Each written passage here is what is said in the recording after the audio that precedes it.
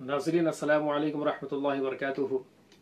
جہازی media پر آج کافی دنوں کے بعد ہم آپ کے سامنے روبرو ہو رہے ہیں۔ جیسا کہ آپ دیکھ رہے ہیں کہ آپ سے مخاطب ہیں مولانا حکیم الدین صاحب قاسمی، سیکریٹری جمعیت علماء ہند۔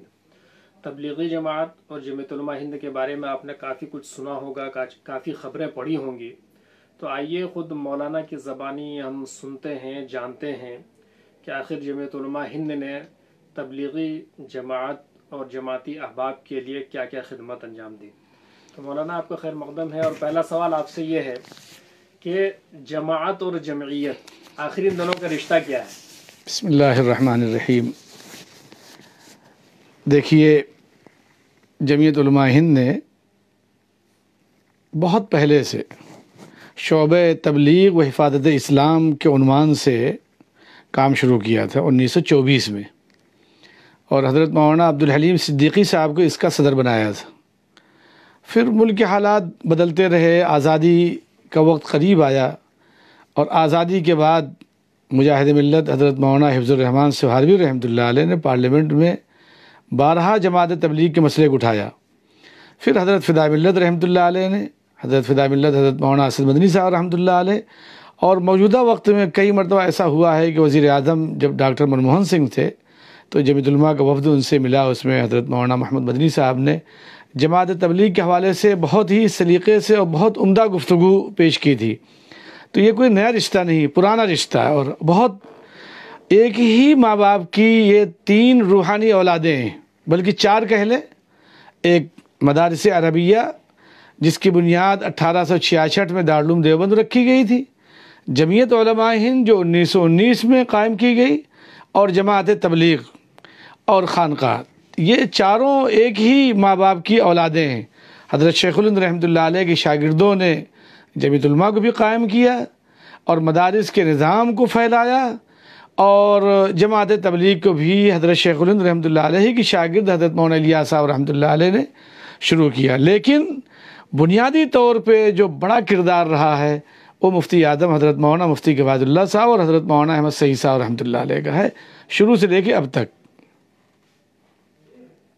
تو ابھی جیسے لاک ڈاؤن ہوا، اس میں بہت سارے ہمارے جماعتی احباب ہندوستان کے مختلف کونے میں پھنس گئے، تو اس سلسلے میں جمعیت کی کیا کارکردگی رہی جماعت کے حوالے سے؟ دیکھیے، جمعیت علماء اسلام اور مسلمانوں کے تحفظ کا کام انجام دیتی ہے۔ اس وقت جو کچھ بھی کیا جا رہا ہے وہ اسلام کی حفاظت کے لیے۔ جماعت تبلیغ پر دشواری آئی، جمعیت علماء اسی طرح سے کھڑی ہوئی جیسے ماضی میں کھڑی ہوتی تھی۔ پھر کوارنٹائن کیا گیا مختلف دلی کے سینٹروں میں، ملک کے مختلف علاقوں میں تمام یونٹوں کو اس سے الحمدللہ تیار کیا گیا، لوگ سرگرم ہوئے ملک میں جہاں جہاں بھی حالات تھے۔ یہاں بھی ہم لوگوں نے مختلف کیمپوں میں، خاص طور سے وزیر آباد، منڈولی، سلطان پوری، نریلا، اور اسی طرح سے دوارکا، بدرپور، بہت سارے ایسے کیمپ تھے جس میں آنا جانا رہا۔ پھر خاص طور سے ہمارے جماعت تبلیغ کے احباب، ذمہ دار لوگ جو مصطفیٰ آباد، سیلم پور، نند نگری، جعفر آباد کے لوگ تھے، ہم نے شروع کیا وزیر آباد میں افطاری سحری، الحمدللہ ان حضرات نے اس ذمہ داری کو نبھایا۔ پھر ایسی منڈولی کے کیمپ بھی ان حضرات نے نبھایا، تو الحمدللہ پورا ایک نظام چلا۔ اور پھر جب لوگوں کو ڈسچارج کیا جانے لگا اور انہیں چھٹیاں ملنے لگیں، چاہے وہ دہلی کے لوگ رہے ہوں یا دہلی سے باہر کے لوگ رہے ہوں، وہ آسام تک اور کیرلا تک کے لوگ جو یہاں پھنسے ہوئے تھے، جمعیت علماء نے بڑھ چڑھ کر کے حصہ لیا۔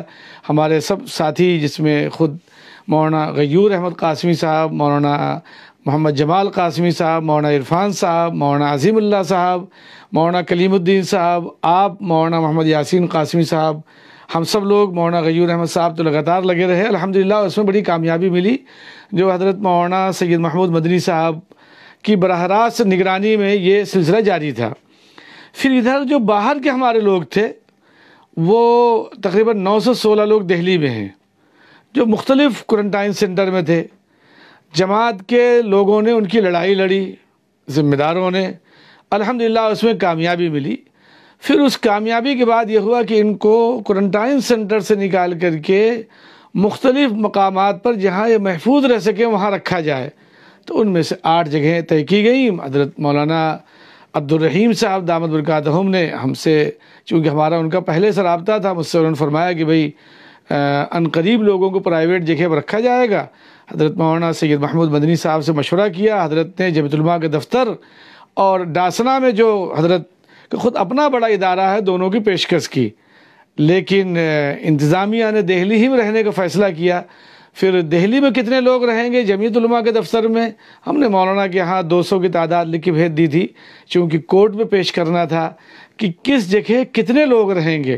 تو ہمارے الحمدللہ اس وقت آپ دیکھ رہے ہیں انڈونیشیا کے جماعت تبلیغ کے احباب 190 ہیں، اور جماعت تبلیغ کے ذمہ دار جو دہلی کے ہیں ان کی خدمت کے لیے تقریباً 50 لوگ ہمہ وقت لگے ہوئے ہیں، اور یہ ہم سب کے لیے، ہماری جماعت کے لیے یہ بڑا سعادت کا موقع ہے کہ ہمارے یہاں مہمان ہیں اور اللہ نے ان کی خدمت کا موقع دیا ہے۔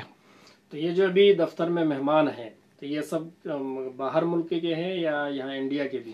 یہ سب انڈونیشیا کے ہیں۔ ایسا طے ہوا کہ انڈونیشیا کے چونکہ بڑی تعداد تھی تو انڈونیشیا کو یہاں رکھا جائے، پھر انڈونیشیا میں بھی جو لوگ میاں بیوی کے ساتھ تھے ان کو دوسرے سینٹر میں رکھا جائے، بنگلہ دیش، نیپال، تھائی لینڈ اور اسی طرح سے دوسرے اور جو ملکوں کے لوگ تھے ان کو الگ رکھا جائے۔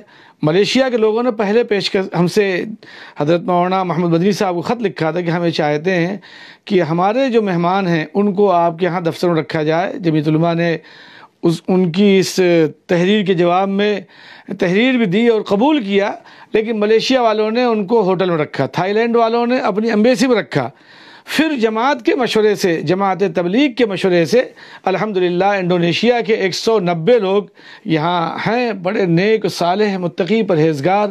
آج بھی اس وقت بھی 30 آدمی لگاتار روزہ رکھتے ہیں، روزانہ تہجد میں، پھر نمازوں میں، اشراق میں، چاشت میں، اور بہت ہی اہتمام سے تلاوت، ذکر، اور بہت ہی زیادہ شکر گزار ہیں، اور ہمہ وقت اللہ کے سامنے روتے رہتے ہیں، گڑ گڑاتے رہتے ہیں کہ اللہ تعالیٰ نے ہمیں ایک بڑی آزمائش سے نکالا ہے اور ہم ایک محفوظ جگہ جمیعت علماء کے دفتر میں آ گئے ہیں، اس پہ بہت خوش ہیں اور مطمئن ہیں۔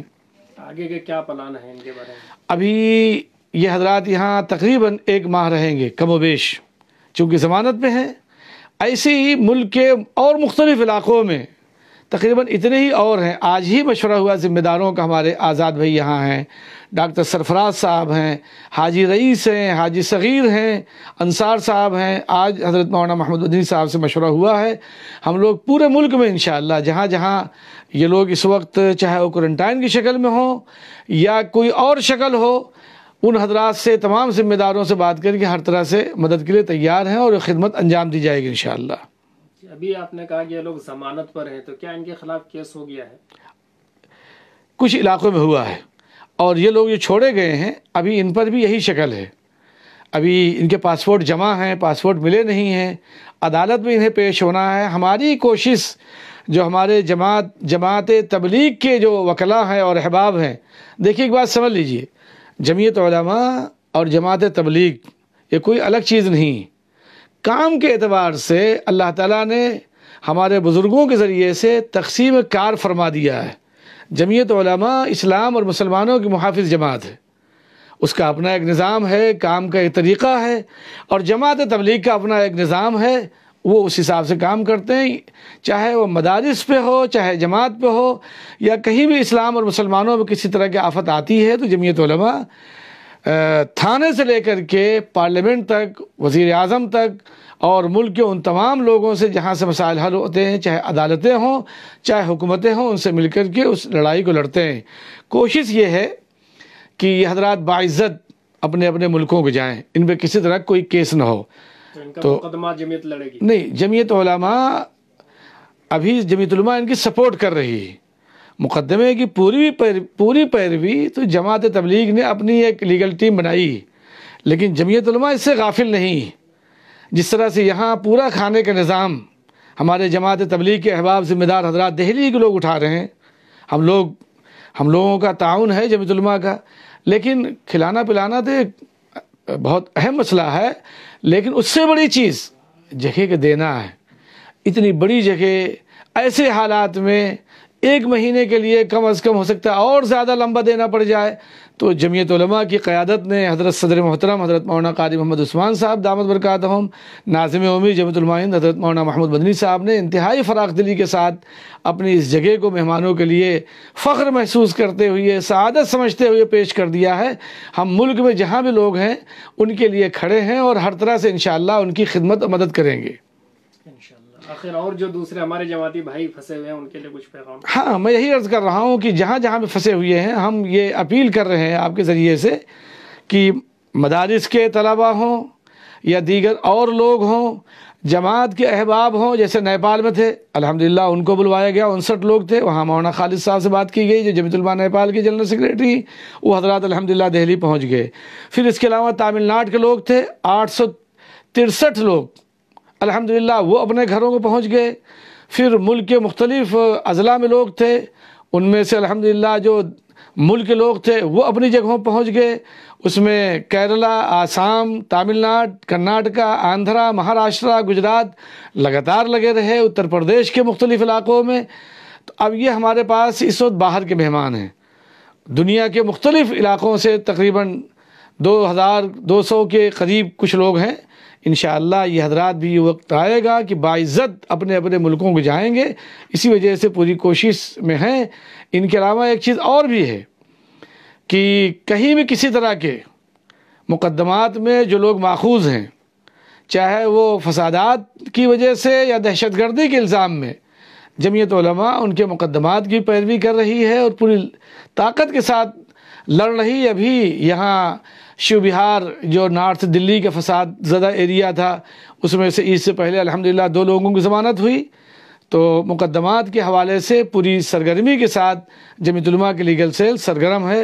دعا ہے کہ اللہ تعالیٰ ان سب کی حفاظت فرمائے، اور ہمیں امید ہے کہ انشاءاللہ یہ جو تکلیفیں آئیں ان سے انشاءاللہ اسلام کو مزید ترقی ملے گی اور مسلمانوں کو حوصلہ اور عزم کے ساتھ کھڑے ہونے کا راستہ کھلے گا۔ ہم ہرگز نہ پریشان ہیں نہ مایوس ہیں، اس لیے کہ رسول اللہ صلی اللہ علیہ وسلم کے صدقے میں اللہ رب العزت نے آپ کی برکت سے ہمیں یہ دین عطا فرمایا ہے، اور ہمارے اکابر نے جس طرح سے قربانیاں پیش کی ہیں ان کی برکتوں سے ہمیں اسلام صاف ستھرا ملا ہے۔ ہم اپنی نسلوں کی حفاظت کے لیے اپنی نسلوں تک صحیح اسلام پہنچے تو ہم کسی طرح سے نہ خوفزدہ ہیں نہ مایوس ہیں۔ ہم حکومتوں سے بھی اور عدالت کے ذریعے سے بھی انشاءاللہ پوری طرح سے لڑائی لڑ کر کے کامیابی حاصل کریں گے۔